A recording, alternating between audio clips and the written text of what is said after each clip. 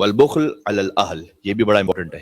اس وجہ سے بھی کئی مرتبہ آپس میں فیملیز میں سیپریشن کی طرف جاتی بات، یا کم سے کم ایک کولڈ ڈسٹربنس رہتی ہے آپس میں، انڈرسٹینڈنگ نہیں ہو پاتی. وہ یہ کہ والبخل علی الاہل والولد وذوی الارحام، اگر اللہ تعالیٰ نے آپ کو عطا کیا ہے تو بخل نہیں کریں اپنی فیملیز پر، ورنہ عزت ختم ہو جائے گی. یہ کئی مرتبہ روایات میں آیا ہے کہ اگر اللہ تعالیٰ نے عطا کیا ہے، اسراف بھی کرنے سے منع ہے لیکن بخل کرنے سے بھی منع ہے، کہ روک کے نہیں رکھیں بہت زیادہ. ان کے لیے ان کی آسائش، ان کے لیے ان کے جو معاملات ہیں اس کو پورا کریں، سوائے اس کے کہ ہم سب جانتے ہیں کہ اس کی خاص ایک ایسی لمٹ آ جاتی ہے کہ جہاں پر وہ زندگی آسائش پر نہیں ہوتی بلکہ خود نمائی پر ہوتی، وہ الگ معاملات، جس کا شو آف کبھی ختم ہی نہ ہو پائے، وہ الگ بات. لیکن بخل نہ کریں. مثلا فرض کیجئے کہ میں اس کی مثال دیتا ہوں معمولاً، کہ اگر کوئی ایسی اپلائنس ہے کہ جس کی وجہ سے ان کے لیے زندگی میں کوئی بہتری آ سکتی ہے، آرام آ سکتا ہے، تو آپ اس کو دلوا دیں، ختم کریں. کہیں پہ فرض کیجئے کہ وہ جانا چاہ رہے ہیں اور آپ کے لیے وسعت میں ہے اور کوئی حرام بھی نہیں ہے، کر دیجئے. حضور مکرم نے فرمایا کہ ایک خانوادے میں 3 چیزیں ایک مرد کو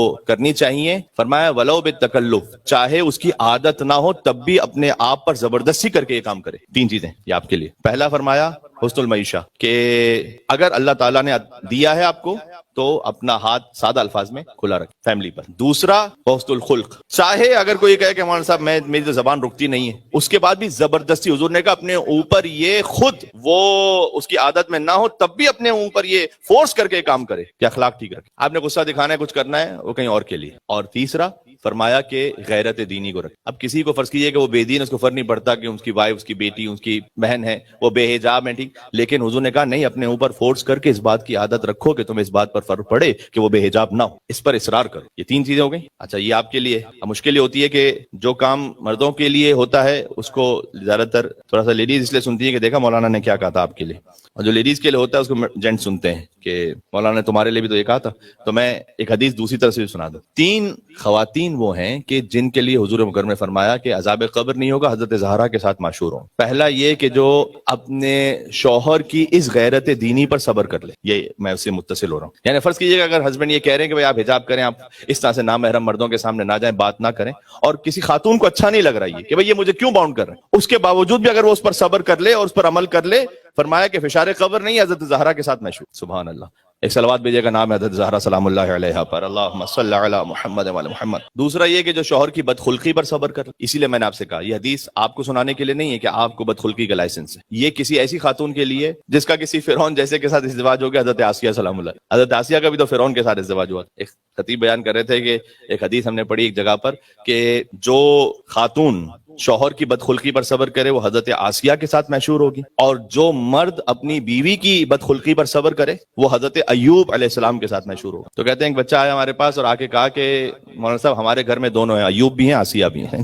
یہ بھی بدل وہ بھی بدل، دونوں کو شاید صبر کرنا پڑتا ہے. تو اگر کوئی خاتون گھر کو نہ توڑے، اور بہرحال میں نے عرض کیا جو میرے خطبے میں اس بات کی میں بار بار ریپیٹ کر چکا ہوں، گنجائش نہیں ہوتی کہ تمام جوانب کو آپ لے کر کسی طرح سے بات کر سکیں. کہیں نہ کہیں آپ نے ایک بات کہنی ہوتی ہے، اس کے بعد ہر ایک کے کچھ نہ کوئی پیرامیٹرز ہوتے ہیں. تو ایک کبھی سامنے کی بدخلقی ہے یا تھوڑی بدخلقی، اس پر صبر کر لیا جائے تو حضرت فاطمہ زہرا سلام علیہ کے ساتھ مشہور ہوں. یہ یعنی فاطمہ زہرا سلام علیہ وہ ہیں کہ جو حضور کی جنت ہے، جو رسول اللہ کی جنت میں رہنا چاہتا ہے. میری مومنہ بہن اگر وہ سن رہی ہیں تو وہ یہ کام کرنا ہے. تیسرا یہ کہ جو اپنے شوہر کے لیے مہر کو معاف کر، میں وہ عرض کر رہا ہوں کہ آپ کے لیے نہیں کہ زبردستی معاف کروائیں، ان کے لیے کہ اگر وہ دل سے کوئی معاف کر دیں، حضور مکرم نے فرمایا کہ اس کا مقام ایسا ہے کہ فشار قبر سے محفوظ رہے گی، حضرت سیدہ سلام علیہ کے ساتھ مشہور ہوگی انشاءاللہ سے. تو بخل کرنا وہ پردے کو چاک کر دیتا ہے، بخل نہ کریں. وسوء الخلق، اور برا اخلاق رکھنا، وہ بھی پردے کو چاک کر دیتا ہے. وقلت الصبر، کبھی کبھی صبر میں کمی.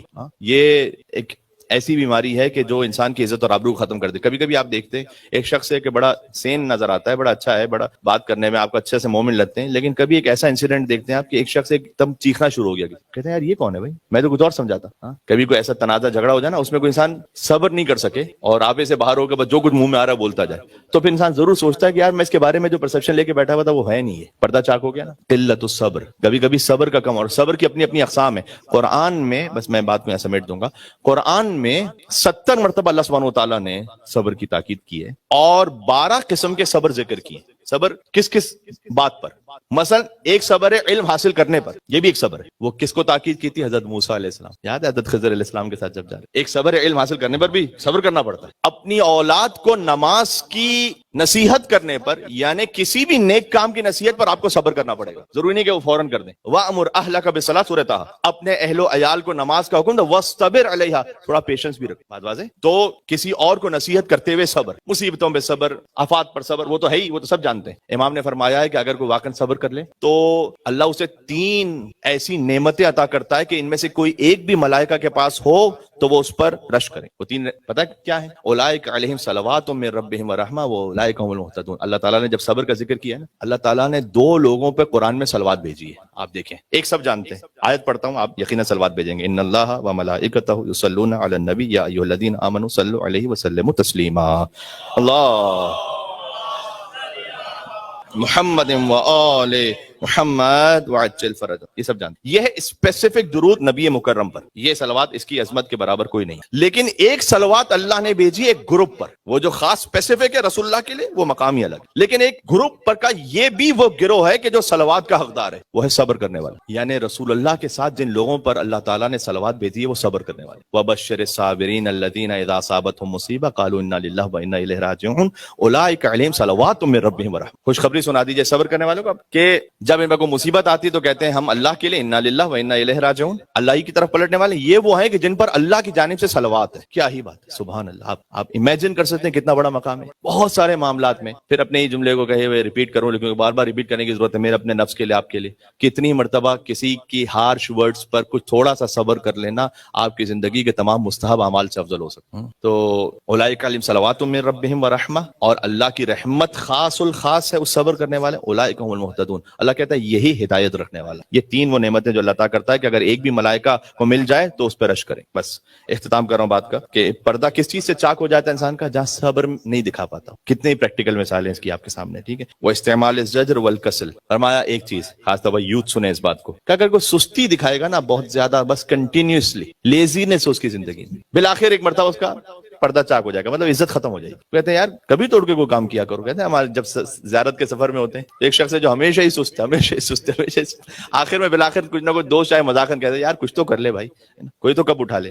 تو جو بہت زیادہ سست ہو، اس سستی کی بھی 5 اقسام ہیں. اب میں اب تک اس کو نہیں چھیڑوں گا اس موضوع کو. سستی کبھی کبھی خاص کسی عبادت کے لیے سستی ہے. اللہ تعالیٰ نے کہا ہے جب کچھ لوگ نماز کے لیے کھڑے ہوتے قاموا کسالى، اتنی سستی ہوتی ہے ان کو، اتنی سستی ہوتی نماز کے لیے کھڑے ہونے میں. آپ دیکھیں گے ہزار ریلز دیکھ لیں گے. اب یہ ریلز جس کو نہیں معلوم ہے وہ کوئی بات نہیں، لیکن یوتھ سمجھ رہے ہیں. 1000 ریلز دیکھ لیں گے لیکن ان کو نماز کے لیے کھڑے ہونا نہیں، دل ہی نہیں چاہ رہا کھڑے. پورا صبح سے لے کر شام تک کا میچ دیکھیں گے. کچھ لوگ کرکٹ میچ واجب قربت اللہ سمجھ کے ایسے دیکھتے ہیں کہ جیسے ایک بال دیکھنا واجب ہے، کوئی سنت نہ چھوٹ جائے. تو لیکن نماز کے لیے نہیں ہو. ہاں لیکن ہم نے ایسے بھی دیکھے ہیں کہ جو اول وقت میں نماز کس طرح سے آتی ہیں کہ اسٹیڈیم میں بھی ہوتے ہیں تو اول وقت میں نماز پڑھتے ہیں ماشاءاللہ، ایسے بھی ہوتے ہیں. تو ایک ہے عبادت کی سستی، ایک ہے اقتصادی سستی یعنی کام کرنے میں سستی. آخر میں بالآخر ایک گروہ تھا وہ حضور مکرم کے پاس آ کے کہتا ہے کہ ہم اللہ کی رضا پہ راضی نہ ہیں، توکل کرنے والے ہیں. متوکلون میں سے ہم کام نہیں کرتے، جو ملتا ہے بس ٹھیک ہے کہیں سے. اچھا متوکل یہ چونکہ ایک دشمن اہل بیت کا نام رہ چکا ہے اس لیے ہمارے ذہن میں ایک شاید منفی کانسیپٹ ہے، لیکن متوکل خود صفت بہت اچھی. متوکل یعنی اللہ پہ توکل کرنے والا،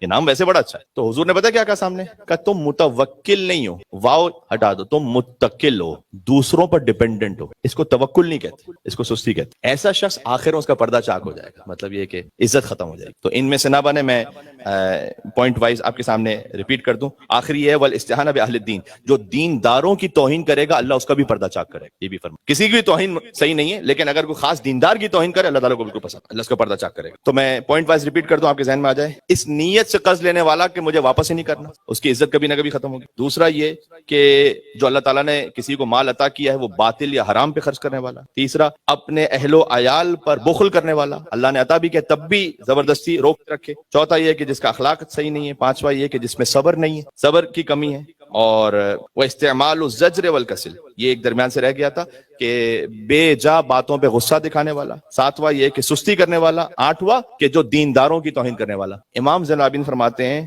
وَالذُّنُوبُ الَّتِي تَكْشِفُ الْغِطَاءَ، یہ وہ گناہ ہے کہ کبھی نہ کبھی پردہ چاک ہو جائے، عزت ختم. اللہ سبحانہ وتعالی ہمارے عیبوں کو چھپا کے رکھے، ہمارے گناہوں کی مغفرت فرمائے، اور اللہ سبحانہ وتعالی ہماری آنکھوں کو، ہماری زبان کو، ہمارے کانوں کو ہمارے دل کو گناہوں سے اور منافقت سے محفوظ رکھے انشاءاللہ سے، اور اللہ سبحانہ و تعالیٰ اپنی بہترین بندگی حضور کا واقعاً سچا امتی اور مولا علی کا سچا شیعہ بننے کی توفیق عطا فرمائے۔